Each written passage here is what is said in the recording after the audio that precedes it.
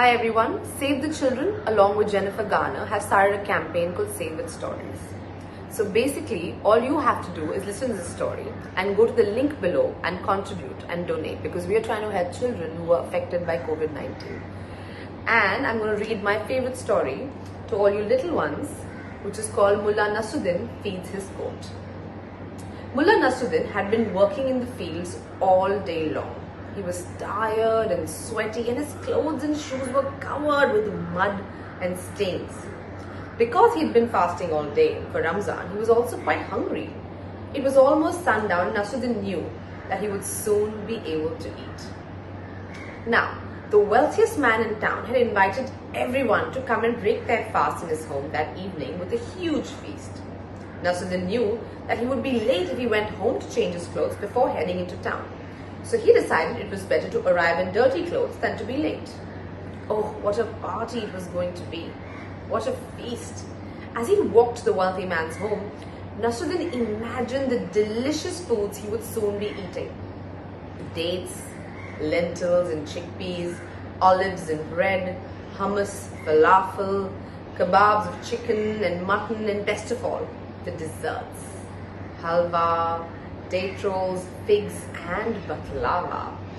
So when Nasruddin arrived, the wealthy man opened the door and looked Nasruddin up and down scornfully, from his worn, ragged out clothes to his muddy shoes. Without a word of welcome, he gestured for Nasruddin to come in and walked abruptly away. I wonder what the wealthy man was thinking. Let's see what happens next. Nasruddin joined the many people who were all dressed in their finest clothing. The tables were laden with all sorts of delicious foods: dates, lentils and chickpeas, olives and bread, hummus, falafel, kebabs of chicken and mutton, and best of all, the desserts: the halwa, the date rolls, the figs and the baklava. Now, despite his efforts to hurry, the seats were all taken, and nobody tried to move or make space for Nasruddin. In fact, nobody offered him food. He had to reach over and around people to get any food for his plate. Nobody spoke to him. It was as if he wasn't even there. I wonder how Nasruddin was feeling about this. Well, the other guests ignored him so completely that Nasruddin could not enjoy the food on his plate, no matter how finely prepared and how tasty it was. In fact, after only a few bites, Nasruddin was so uncomfortable that he decided to leave. He went home and changed his clothes.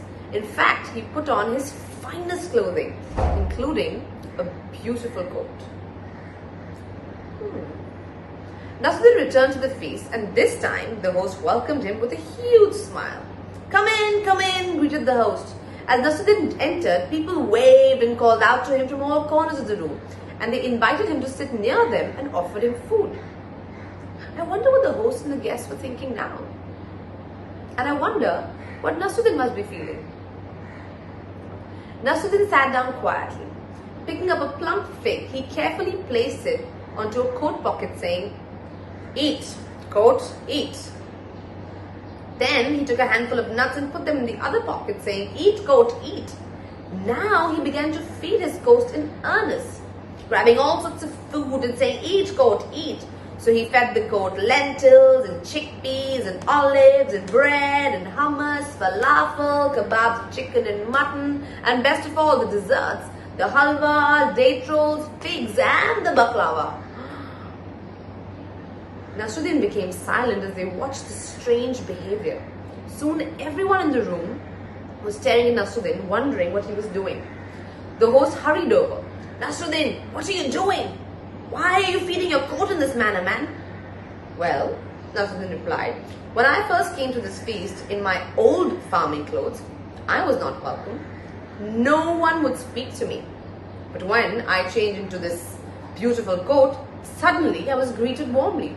So I realized it was not me that was welcome at this party, but my clothing. And so I'm feeding my coat." Well, I really like this story. I want to know what you guys think of this story. So please feel free to share, and you can leave all your comments in the link below. Lots of love, all of you guys. Stay safe, stay home.